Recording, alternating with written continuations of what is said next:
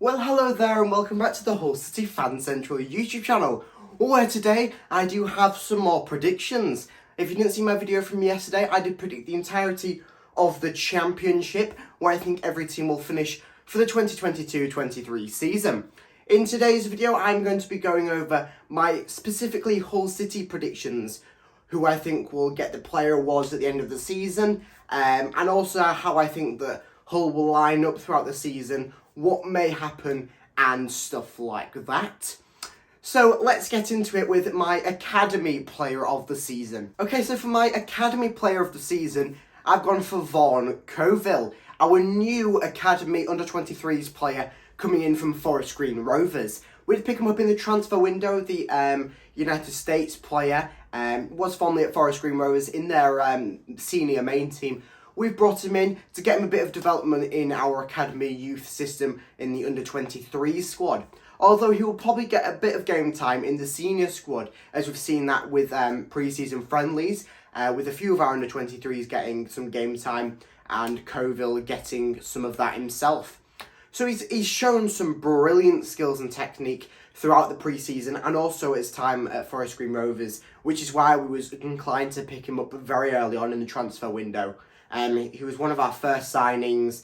Didn't go over it too much on this channel, or it wasn't spread around too much anywhere, because it was obviously an academy player at the time. But I think that him, throughout this season, he'll develop a lot, get the academy player of the season, and also develop into a strong footballer who could possibly go into the first team or have a incredible sell-on price, which will return some nice profits into the club. Okay, so this next one's a bit more tricky to predict.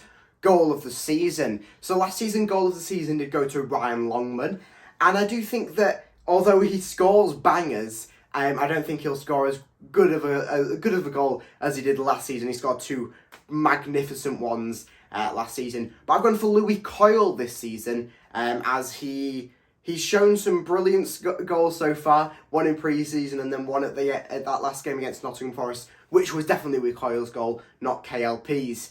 So yeah, I've gone for Louis Coyle. I feel that he'll score some good goals this season if we've seen what he's producing pre-season. But as I've said, this is a hard one to predict because you don't know what will happen. You don't know how good everyone's goals will be. But I've gone for Louis Coyle just to get that prediction out there. Okay, so for supporters player of this year, I've gone for Ali Al-Sayed-Minesh. I think that he'll do enough to get the supporters backing, although he probably won't be the best player in the squad. The supporters love him. His commitment, his dedication to the squad, the relentlessness throughout midfield that he runs, especially into attack. He may not get the actual player of the year. You'll have to see that in a bit. But I do think that he'll get the supporters player of the year.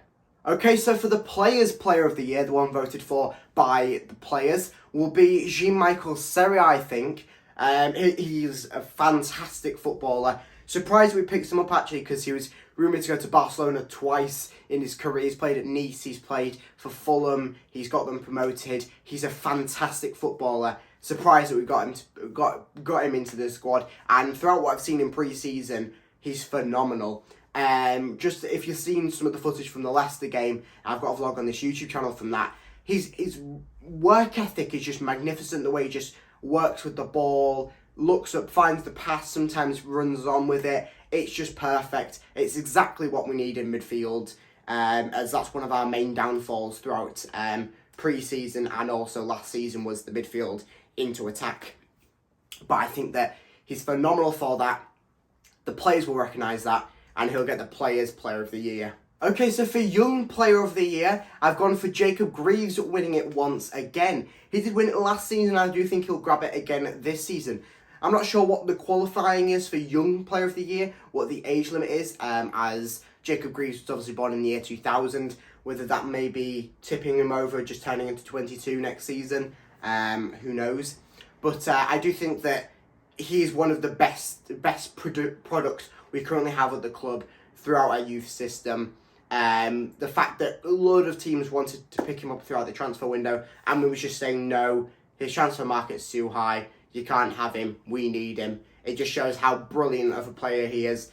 And I think that throughout this season, he'll prove himself even more. He had a phenomenal season last season, and I think this season he'll continue through, and I think Jacob Greaves will win our young player of the year. And then finally, for the player awards, I do think that Jean-Michel Seri will pick up his second award for the Player of the Year, the overall Player of the Year, voted for by the board members, Junilla Jali, Shota, the people who are actually making the club tick. I think that if he picks up the Player of the Year, he'll also pick up the Player of the Year. I think those two go sort of hand in hand, because you can't really have a difference of opinion between your managers and your players, really, or that just shows a unoiled club. So I think Jean-Michel Seri will pick up his second award and make that a double there for himself. Now let's go on to what accolades and how far in cup runs I think that Hull City will go. Okay, so if you didn't see my video yesterday, go and check that out to see where I think Hull City will finish in the table. But for cup runs, I do think that we'll get a decent run in the Carabao Cup. We do obviously have that first game against Bradford, obviously against Richie Smallwood in a couple of weeks' time. So I do think we're going to have a decent run in the Carabao Cup. A few rounds. I don't see us getting quite to the stages where we will be playing, thinking, oh, we can actually go to Wembley here. But I do think we can have maybe 2 or 3 rounds of solid Carabao Cup action. Moving on to the FA Cup now, I do think that although nothing can top our 2014 season, I do think we'll try, and I think that we could possibly get to the quarterfinals this year if we have a good run. Obviously, none of this is set in stone. You obviously need to know who you're playing against, how good your run is, because that's what led us in that 2014 run. We had a really, really easy run to the final.